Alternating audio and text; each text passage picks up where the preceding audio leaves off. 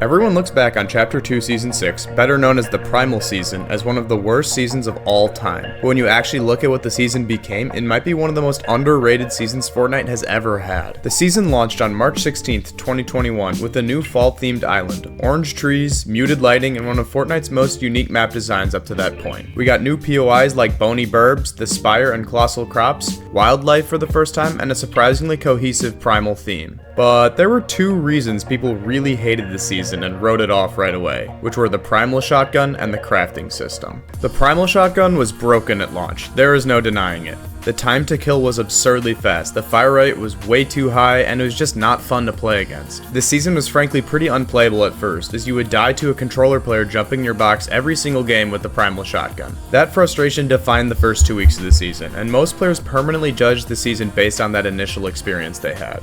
But this only lasted for 2 weeks. Epic hit the Primal Shotgun with a major nerf in the first 2 weeks of the season, lowering its fire rate for both ADS and hipfire, which severely weakened the main strength of the shotgun. After this initial nerf, it went from meta breaking to slightly above average, and by the second update where they lowered the damage of the Primal Shotgun pretty significantly, it was actually on the weaker side, which I think most players preferred, as this made the pump the better shotgun. So the shotgun that ruined the season was really only an issue for a fraction of it, and once it was nerfed, the meta became pretty balanced overall. I admit, this was a really bad way to launch the season and left a sour taste in a lot of players' mouths, but it was resolved pretty quickly and the majority of the season did not suffer from this issue.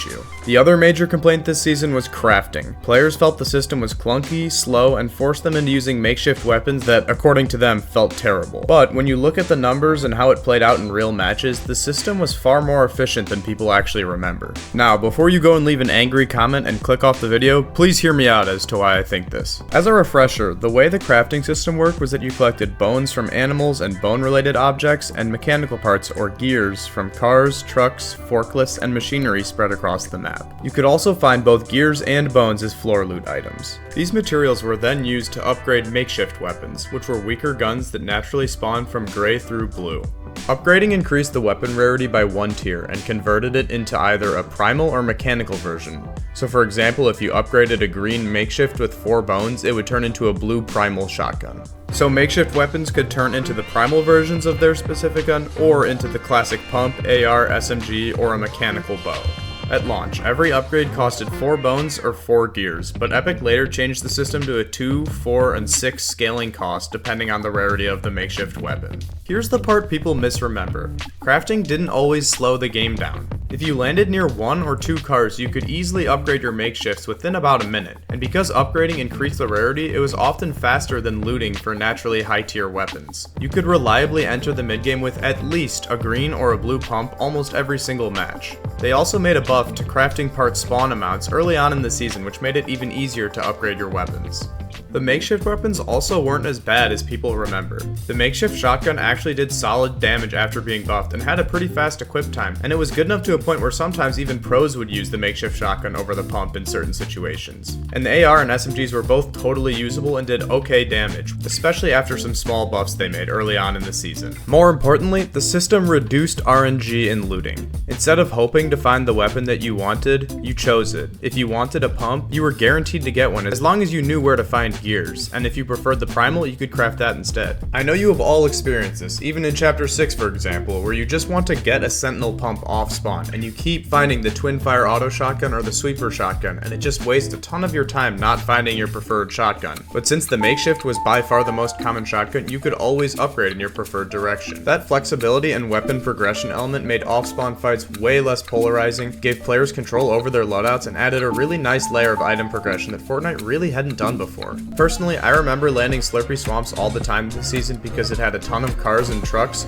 grabbing a blue makeshift shotgun, which was pretty common honestly, and consistently upgrading to a purple pump within the first couple minutes basically every game. Running around with a spaz every game made the season feel genuinely fun in both pubs and arena. Sure, if you were playing squads and you wanted a POI where you could consistently upgrade both ARs and pumps, you would have to land at places with a good amount of machinery or cars and trucks, but this is every Fortnite season. There is going to be a discrepancy to some extent for what POIs are better.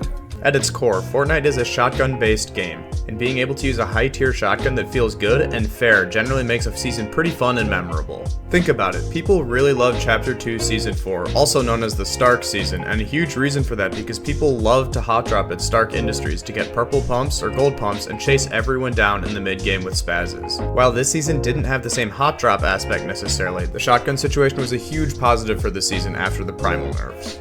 I generally think that upgrade systems are really good for the game in general, as you can take a little more time to have another way to consistently get good weapons. This is fun for players who aren't necessarily good off-spawn fighters, but maybe they're good mid-game fighters, and now they have a solid way to get good loot consistently. For example, I really like the upgrade benches throughout Chapter 2, whether it was with materials or gold to upgrade your weapons, as it was a good weapon progression system, especially when you could use extra mats from fights you won to upgrade your weapons, which rewarded aggressive play. Also, once the primal shotgun was nerfed, the season followed the most important rule that Fortnite failed a lot back then, of not adding anything game-breaking, like the stupid UFOs from Chapter 2 Season 7 they added, or Venom's smash and grab they added in Chapter 2 Season 4 that pulled players through builds. How did they think that was okay? Some general positives that this season also had were 6 mini-spires around the map for mobility, bows, which were a more balanced version of snipers in my opinion, and a weapon meta that actually became very balanced by the end of the season, as none of the primal guns were too broken once the primal shotgun was nerfed.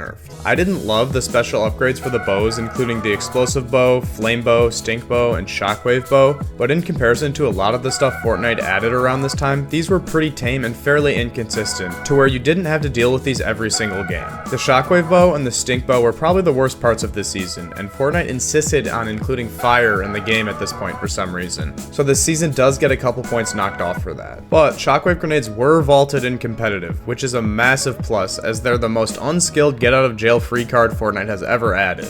They also unvaulted the TAC and the infantry rifle about a month and a half into the season, which were both really popular amongst the fan base during this era. I think the infantry rifle might be a little broken currently since they made it an auto gun, and the average player's aim has gotten so good, but back then it was a really fun gun. I think a huge reason people misremember Chapter 2 Season 6 is because Fortnite players tend to define entire seasons by the first 48 hours or so. If something launches that's pretty broken, most people never mentally update their opinion even after it gets fixed. The primal shotgun created a bad first impression, and people didn't figure out strong looting strategies to get gears to craft quickly, and for a lot of players, that impression became their entire identity of the season. But if you look at the later patches, the season that people hated wasn't even the season that existed for most of its lifespan. By the end, the season had a unique map, good movement, balanced weapons, and a highly consistent loadout system that allowed you to get the most fun shotgun consistently in each game. When you look at everything together, it becomes clear that Chapter 2 Season 6 wasn't just better than people remember, it was one of the most underrated seasons Fortnite has ever had.